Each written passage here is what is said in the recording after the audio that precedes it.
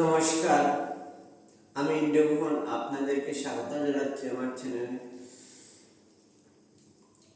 তো আজকে আমরা জ্ঞান নিয়ে কিছু আলোচনা করব।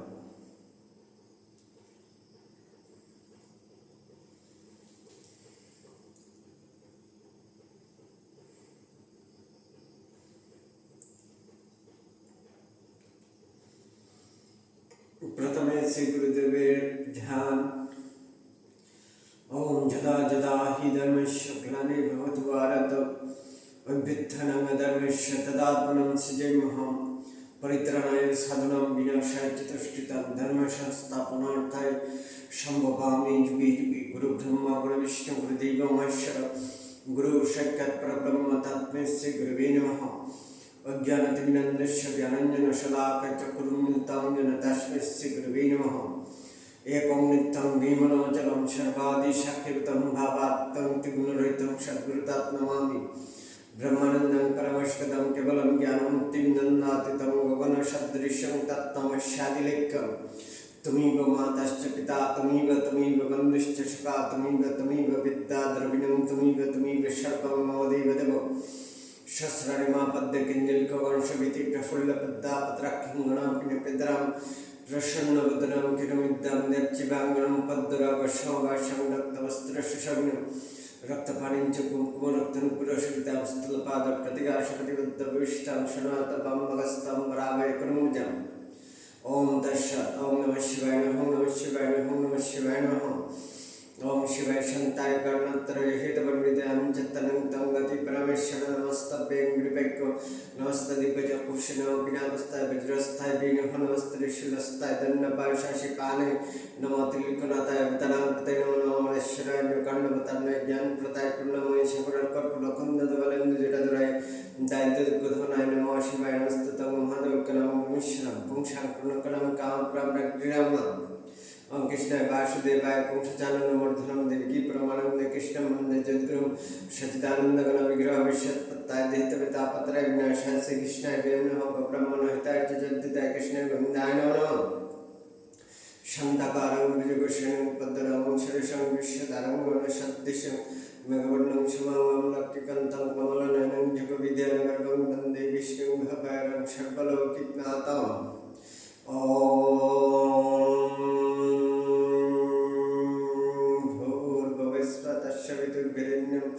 भर्गो देवस्य धीमहि धियो यो नः प्रचोदयात्।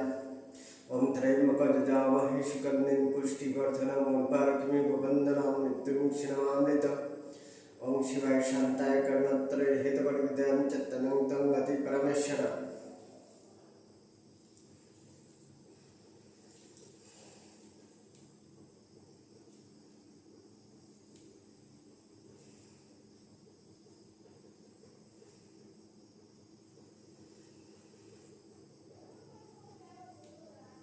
অসতমসদ্গময় তম সমাধিতীর্গময় মুক্তময় অমৃতম মময় লোক সমস্ত সুখিনো ভবন্তু।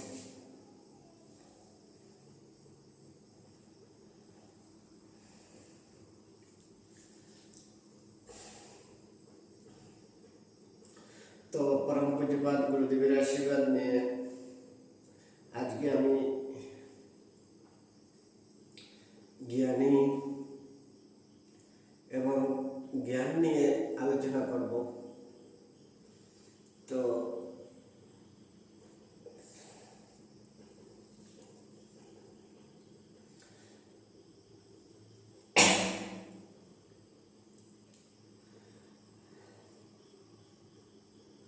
প্রথমে তো জ্ঞান বলতে তো যা কিছু আমরা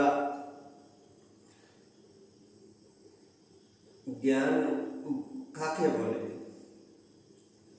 তো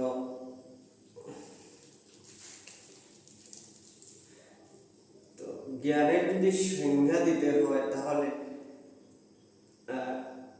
জ্ঞানের সংজ্ঞা হয়তো এইরকম ভাবে দেওয়া যাবে যে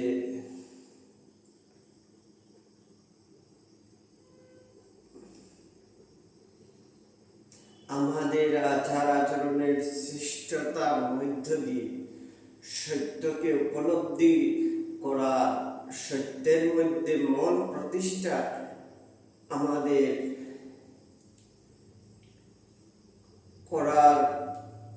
করাই হলো গিয়ে জ্ঞান।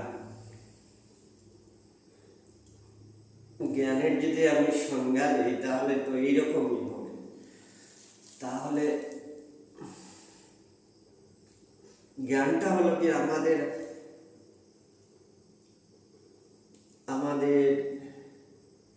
ভদ্র আচরণের পাশাপাশি আমরা সত্যকে যখন উপলব্ধি করি তখনই তাকে জ্ঞান বলে, না হলে তো বাকি সব অজ্ঞান।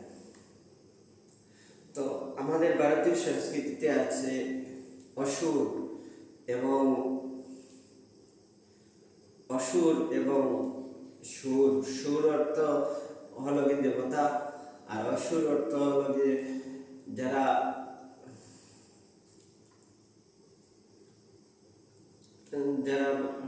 মানে ভায়োলেন্স করে, যারা উদ্ধৃত আচরণ করে, তারাই হলো গিয়ে অসুর। তো জ্ঞান হলো গিয়ে শান্ত অবস্থাতে জ্ঞান হয়, আর উদ্ধৃত আচরণের ফলে হয় গিয়ে অজ্ঞান। তো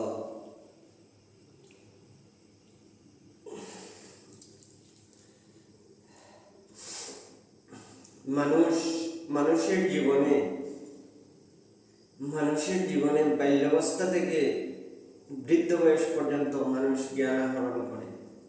বিভিন্ন জিনিস মানুষের চারিত্রিক বৈশিষ্ট্যতে আসছে, কারণ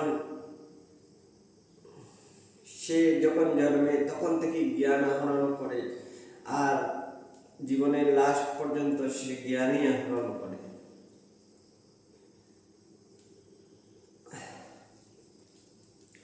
তো এই পৃথিবীতে বিভিন্ন ধরনের জ্ঞান আছে। পৃথিবীর জ্ঞান তো আছে, আরো অনেক অনেক জ্ঞান আছে।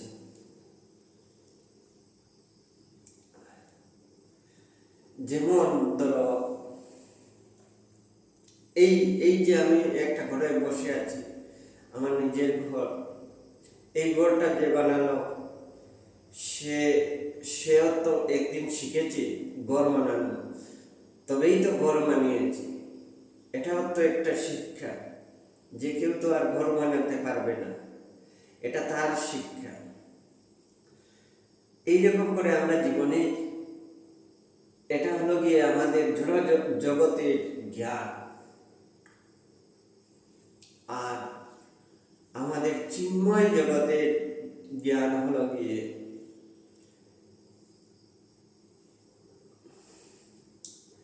আমরা যখন ঈশ্বর আরাধনাতে মুক্ত হই, যখন ব্রহ্মচারী হয়ে আত্ম উপলব্ধি করে ঈশ্বরে আমাদের রমণ হয়, তখনই হলো গিয়ে আমাদের চিন্ময় জ্ঞান হয়। তো গীতাতে আমরা দেখি জ্ঞানীর লক্ষণ বলা হয়েছে বিভিন্নভাবে। কে জ্ঞানী, কে অজ্ঞানী, এই সমস্ত মানুষের আচার আচরণের মধ্যেই ফুটে ওঠে কিরকম করে তার জ্ঞান।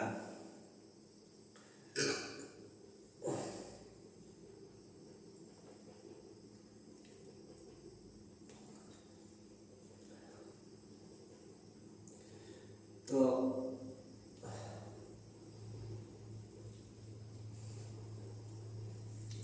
চিন্ময় স্তরে জ্ঞান লাভের যে সাধনা আছে, আমাদের এখানে বলা হয় যে সাধক বা ব্রতী বা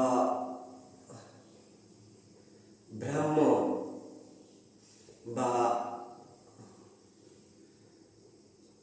ঋত্বিক,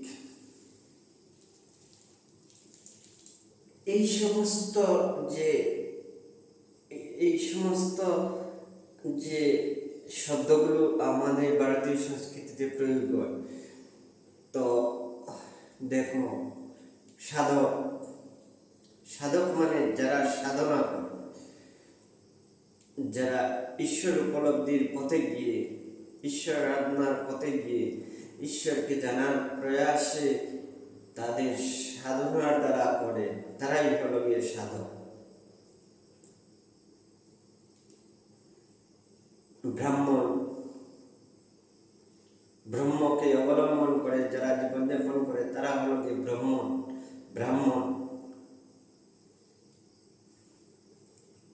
ঋত্বিক, ঋত শব্দের অর্থ হলো গিয়ে সত্য। সেই সত্যকে যারা আচরণের মাধ্যমে যারা প্রকাশ করে তারাই হলো গিয়ে ঋত্বিক। তো এইভাবে এই শব্দগুলো যদি আমি প্রকাশ্যে করতে যাই তাহলে শব্দের মধ্যেই থেকে যাবে। তো আমাদের এখানে কি আছে, যেটা হলো গিয়ে প্র্যাকটিক্যাল জ্ঞান, যেমন ইঞ্জিনিয়ারিং একটা জ্ঞান আছে, সেটা হলো গিয়ে প্র্যাকটিক্যাল জ্ঞান। ওরা কীরকম করে নাট বল্টু টাইট করে সেটাই ওরা মানে ওরা শিখে তবেই গিয়ে ইঞ্জিনিয়ার হয়েছে। ডাক্তাররা মানে প্রথমে প্র্যাকটিক্যালি করে, প্রথমে প্র্যাকটিস করেছে কোনো একটা জিনিসে, এরপরে গিয়ে সে ডাক্তারি করছে, তার জ্ঞানটা হলো গিয়ে প্র্যাকটিক্যাল জ্ঞান। তো এইরকম করে যাদের জ্ঞান হয় চিন্ময় স্তরে ঈশ্বর উপলব্ধির যে পথে,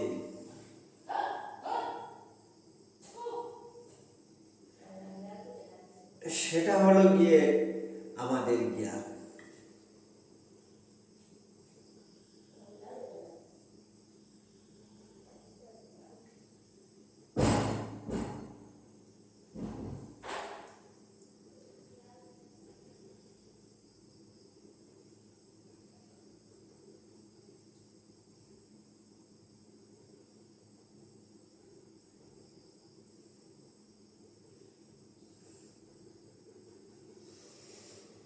তো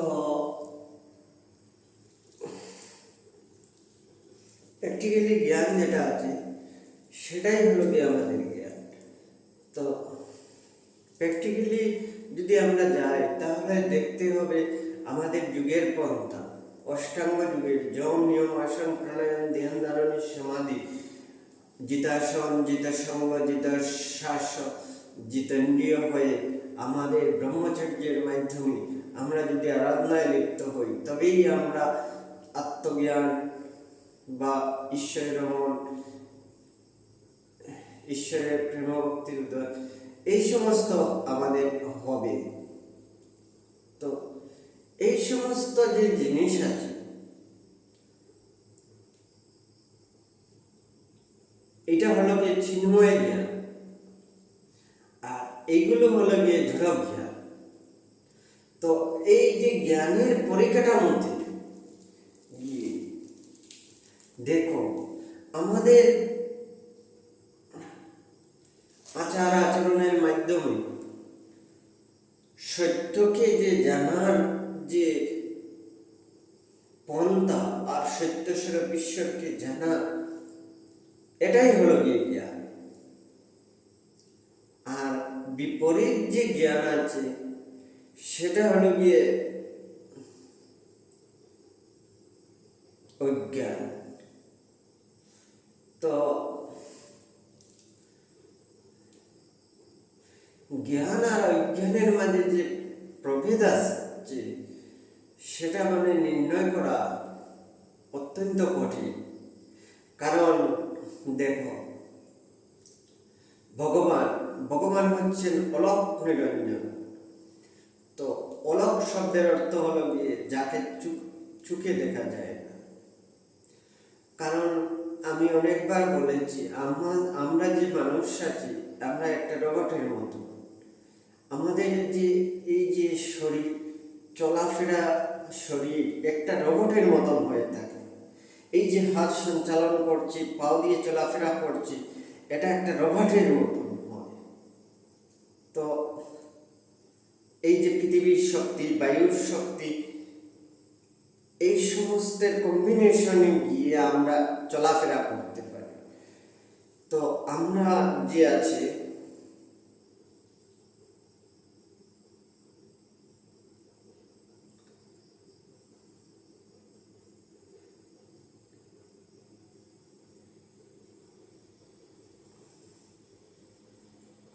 তো বলছিলাম অলক নিরঞ্জন। তো অলক, অলক শব্দের অর্থ হলো গিয়ে যাকে চোখে দেখা যায় না, সে হলো গিয়ে ঈশ্বর। তো সেই এই যে জড় শরীর আছে, জড় চেতনার থেকে মুক্ত হয়ে যখন অতীন্দ্রিয় শক্তির দ্বারা তুমি আত্মা বা ঈশ্বরের প্রীতির নিমিত্তে যখন তুমি সাধনা করবে, সেই অতীন্দ্রিয় শক্তির সাহায্যে ভগবানের বিভিন্ন চিৎকণা, এরপরে ভগবানের যে বিভিন্ন স্বরূপ আছে, সে বহুরূপীয় বিভিন্ন রূপ আছে তার। তো অলক হলেও বিভিন্ন রূপে দেখা যায় তাকে। তো সেই যে এই যে এই যে জড় শরীরের থেকে উপরে উঠে তুমি অতীন্দ্রিয় শক্তির দ্বারা সেই সত্তাকে উপলব্ধি করা, এটাকেই হলো জ্ঞান। তো জ্ঞানের বিভিন্ন ভাব দ্বারা এটা হলো গিয়ে চিন্ময় জ্ঞান। আর অন্য যে সমস্ত জ্ঞান আছে, যেমন এই ঘর কে বানালো,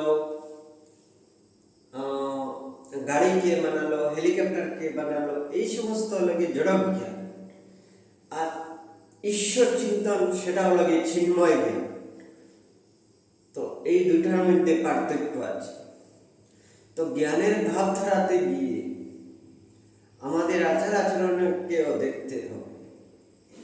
ঈশ্বর যদি আসেন, তাহলে আচার আচরণের অমুক পরিবর্তন মানে হয়ই হয়, সেটা তো মানে হবেই সেটা।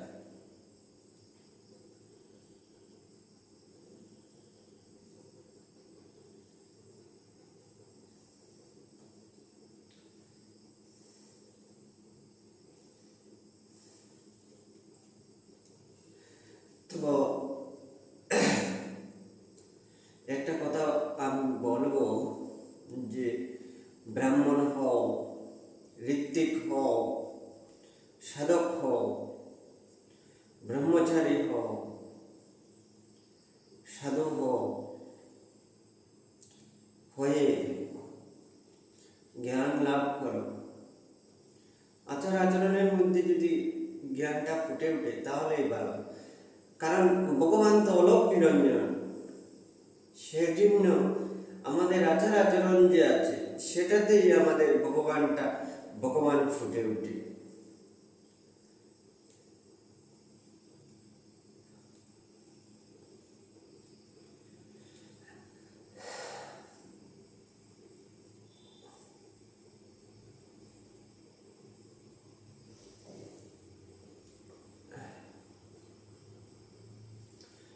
তো